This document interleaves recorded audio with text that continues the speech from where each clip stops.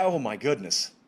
I thought I had this later in the show, but I don't. Okay, let me clear my eyes. So we have to talk about what's happening at Clemson because they lost to NC State yesterday as a 10-point favorite. 27-21 is the final. And I don't know if these are padlock stats 100% of the time, but boy, it's close. Prepare yourself. If you have children watching, you may want to escort them from the room. NC State had 31 first downs to Clemson's 10. NC State ran 96 plays in this game. Clemson ran 49. So I had stats and info run the numbers. It turns out that the Wolfpack ran 47 more plays than did the Clemson Tigers. On what planet did we see that happening? Not this one, I can assure you. Oh, here's some more violence. Total yardage, 386 to 214.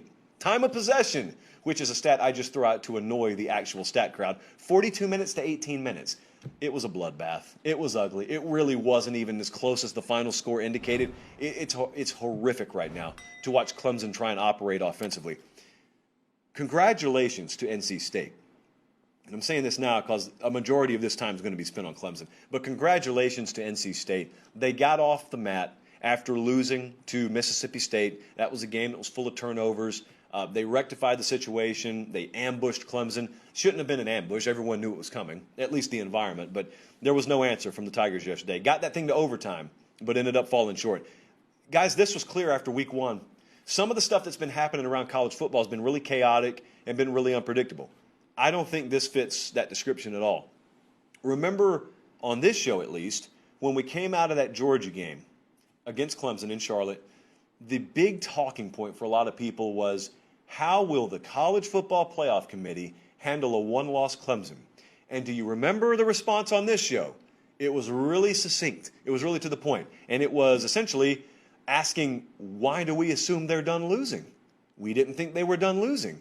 There were terminal flaws with the team that were on display. It wasn't like the offensive line was all of a sudden going to rectify itself. It wasn't like speed was all of a sudden going to magically appear at the wide receiver position. Those things are gone for this year, and they're not coming back. And now, very bad news, as the show was about to go on the air earlier, Brian Brzee out for the season, torn ACL. So they're down their top two defensive tackles. It's not going to get any easier. I have not gotten an update on Will Shipley. It does not look good for him either. That's a guy that we were very much looking forward to watching this year. But now, just as sure as the sun rose this morning, I flip through various stations as I'm sitting in an airport terminal, and I see the question. I couldn't believe it. And the question is, theoretically, how would the playoff committee handle a two-loss Clemson? They're not done losing. Has anybody watched this? They're not done losing games, guys. Forget about the playoff. In fact, that should be a general rule of thumb for us all in September. Forget about the playoff. But with Clemson, forget about the playoff. There are much bigger issues to solve here. You got to be thinking 2022. If you guys want to talk playoff, be my guest. You better be talking about 2022 with this team. I have never heard a more defeated head coach than Dabo Swinney after this game yesterday. I know most of you probably have not listened to his post-game press conference, but if you have a little sadistic side of you, I do it because it's my job, but if you have a little sadistic side of you, go listen. He sounds so somber because he knows there's no answer. For this particular team this year, there's no answer. They'll give it all they got. I don't doubt they'll keep fighting. They fought yesterday. They're just not good enough. That's something you rarely say about a team this talented, but they're just not good enough. Which brings me back to a phrase that we have used several times on this show. We talked about it in the preseason about Clemson, and it is consequences of success. Only a few programs get the privilege of suffering the consequences of success, but Clemson's one of them now. They're still relatively new to this, but this is why any talk about comparing anyone to Nick Saban in this sport is always so laughable. And I know Dabo didn't do it himself, but there were some foolish people out there a couple of years ago, because Clemson had beaten them twice, that started to throw out the, head coach power rankings. Don't we have to put Dabo ahead of Nick Saban? Well, no, you don't, because they haven't even made it through the first cycle of success yet.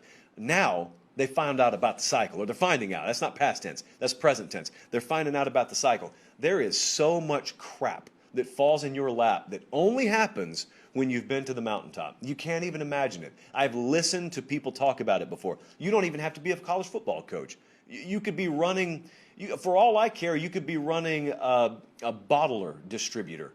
When you've made it to the top, there are things you have to handle and things you have to manage that you're ill-equipped to manage because you've never been there before, and you don't know what to do. Dabo Swinney doesn't know what to do right now. He would never say that publicly, but I'm telling you, there was a lost look in his eye, and there's a lost look in this program's eyes right now.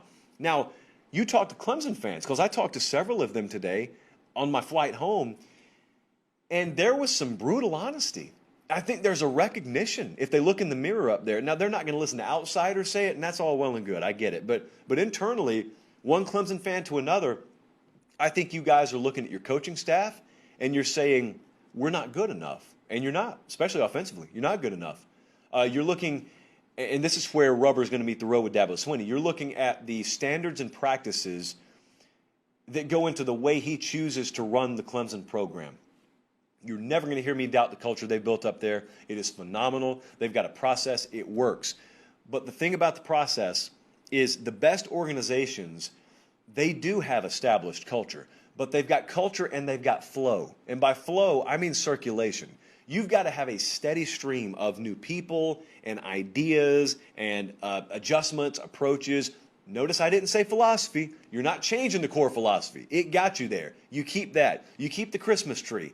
But you better trim it. You better change some ornaments here and there. The sport never sits still.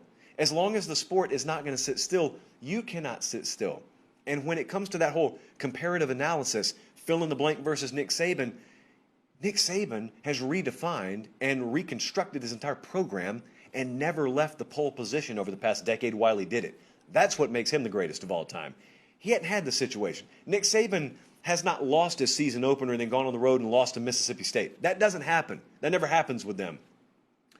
That is why that whole conversation I never took part in. It's unfair to compare anyone to him, so I'm not going to spend the majority of the show doing that. I'm just saying I never bought into that and got ridiculed for it because, well, how can you deny that? Well, Dabo just beat him. They did. That made him and that made Clemson the best team in that calendar year.